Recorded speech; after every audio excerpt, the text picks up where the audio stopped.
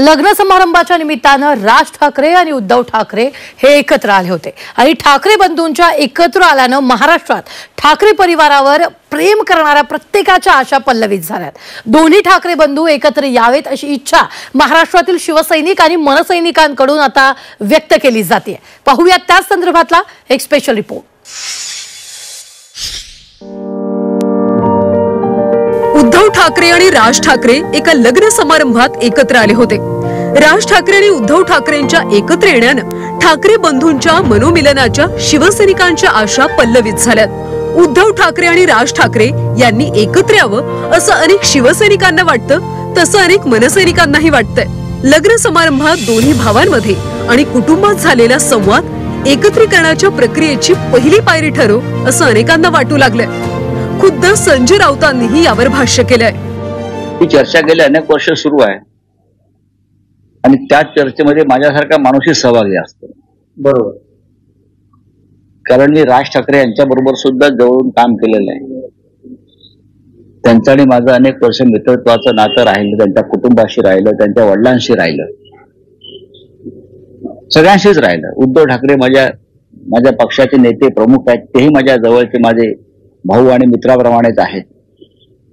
काल दोन भाऊ एकत्र आले, आता नक्कीच महाराष्ट्राला आनंद होतो।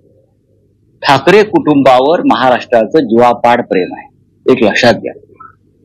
ठाकरे कुटुंबाचं या महाराष्ट्राशी एक नातं आहे, आणि कोणत्याही ठाकरेंकडे साधारण त्याच दृष्टीनं मराठी माणूस पाहतो। 2005 साली राज ठाकरेंनी शिवसेनेला जय महाराष्ट्र केला। त्यानंतर या दोन्ही भावांच्या एकत्रीकरणासाठी दोन्ही बाजूनं अनेकांनी प्रयत्न केले। ठाकरे बंधूंचे मामा चंद्रकांत वैद्य यांनीही दोन्ही भावांच्या मनोमिलनाचे प्रयत्न केले, पण त्याला यश आलं नाही। मनसेच्या स्थापनेनंतर राज ठाकरेंना चांगलं यश मिळत होतं। त्याचवेळी 2009 मध्ये उद्धव ठाकरेंनी सामना पेपरमधून युतीसाठी हात पुढे केला, पण राज ठाकरेंनी वृत्तपत्रातून युतीच्या चर्चा कधी होतात का असं सांगून टाळी देण्यास नकार दिला। पुढे 2014 साली भाजपनं शिवसेनेशी युती तोडल्यानंतर राज ठाकरेंनी शिवसेनेसमोर युतीचा प्रस्ताव ठेवला होता, पण उद्धव ठाकरेंनी युतीबाबत निर्णय न घेता राज ठाकरेंना लटकवत ठेवलं होतं। पुढच्या काळात फक्त ठाकरे बंधूंच्या एकत्रीकरणाची चर्चाच होत राहिली। सतीश वळुंज सारख्या शिवसैनिकांनी दोन्ही भावांच्या एकत्रीकरणासाठी मोहिमा उभ्या केल्या, पण त्याला हवं तसं यश मिळालं नाही। झी24 तासच्या जाहीर सभा या विशेष कार्यक्रमात बाळा नांदगावकर ठाकरे बंधूंच्या एकत्र येण्याच्या मुद्द्यावर भावुक झाले होते। शिवसेनेचा तुम्ही गोल्डन पिरियड बघितला, तुम्ही सुवर्ण जेव्हा सुवर्ण काळ शिवसेनेचा होता तो तुम्ही बघितलेला आहे। आज शिवसेनेचे नाही म्हटलं तरी 3 पक्ष जे शिवसेनेतनं बाहेर येऊन फुटून त्यांची 3 वेगवेगळ्या शिवसेनेतनं आलेल्या संघटना आहेत। शिवसेना शिंदेची आहे, उद्धव बाळासाहेब ठाकरे यांची शिवसेना आणि मनसे आहे। या तिन्ही ओरिजिनली शिवसेनेतनं आलेले पक्ष आहेत।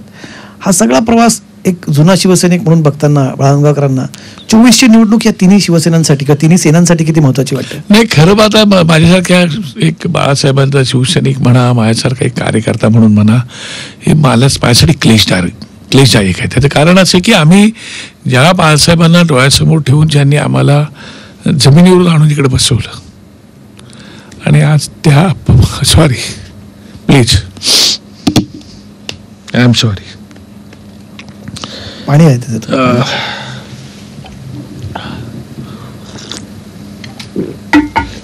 त्या बाळासाहेबांच्या शिवसेनेची ही अवस्था पाहून आम्हाला माझ्यासारख्या कार्यकर्त्याला सहन होत नाही। त्याचं कारण की एक कार्यकर्ता बाळासाहेबांनी खूप मोठा घडवला, कोण आम्हाला ओळखत होतं, असे कार्यकर्ते उभे केले आम्हाला, जातीपातीचा विचार न करता। आणि ती शिवसेना अशी आज तोडल्या मोडलेल्या अवस्थेमध्ये आहे। एकाच कुटुंबाचे 3 कुटुंब झाले। माहिती नाही भविष्यामध्ये 3 कुटुंब एकत्र येतील न येतील।